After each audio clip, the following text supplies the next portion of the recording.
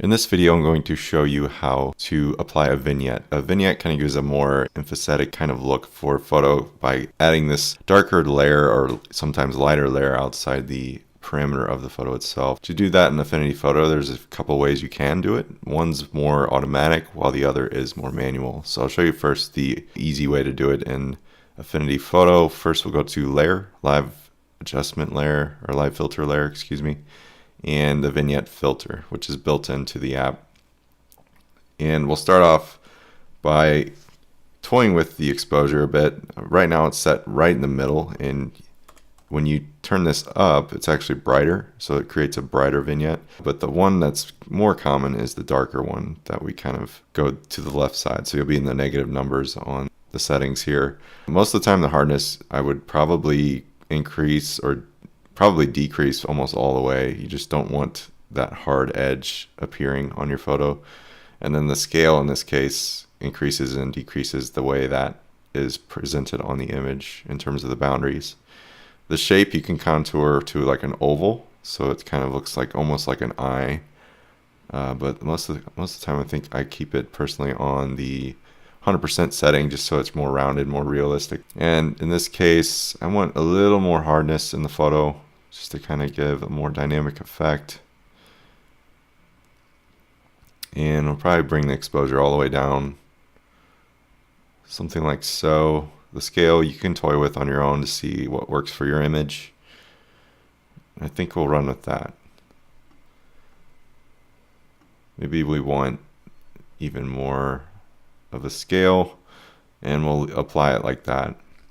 The great thing about these filters is that they're live, so they're actually non-destructive in the sense of it applies a new filter layer below your layer that only affects the original layer in place. So what I mean by that is you can actually tweak this even further later on. So it's not something that just is, hard stamped onto your image to begin with. So say we want to remove some of the vignette to the right here, we can actually do so with a mask. And it itself is a mask. So to remove a mask, you can simply apply a darker color to this layer. I usually use a brush tool. You can use whatever tool you prefer. But you'll notice when I highlight, it's a little lighter on the preview of the brush before I go ahead and paint anything. I have my hardness and opacity set pretty low, so it's not going to do a ton. But I do want to remove just a bit, maybe on this edge, just so the girl is a little more highlighted. So you can pick and choose, in this case, what areas are getting the vignette filter applied. So that's great. So that's one way to go about it. Say you don't want the dark or light vignette that comes kind of standard with this filter. You can apply your own. So in this case, I'm going to delete this vignette layer altogether and start over.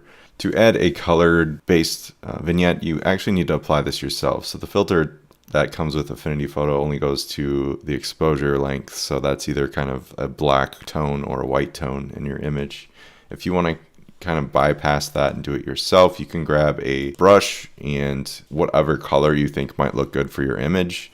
Here I have kind of a dull purple that's going to be later tweaked once we're done painting this. And I'm painting just around the edges of the photo at this point, kind of making my own vignette. Go around twice with this specific brush.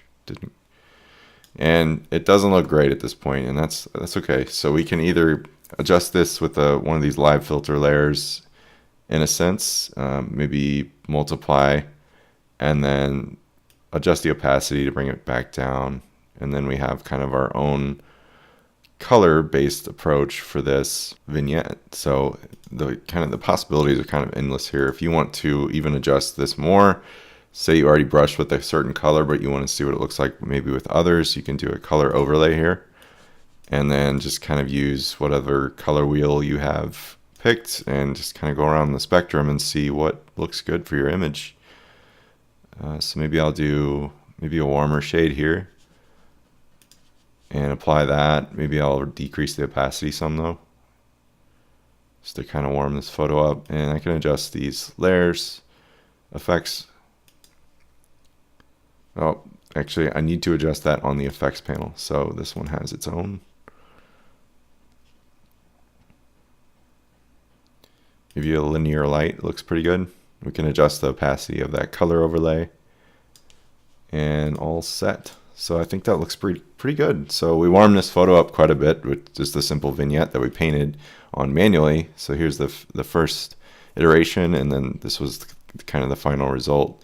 And the same applies for this layer. If you want to kind of mask that back out, you can go to grab a brush and get maybe a darker color again. In this case, I'll just choose black, and we can kind of paint some of this away if we don't want it to cover so much of the image.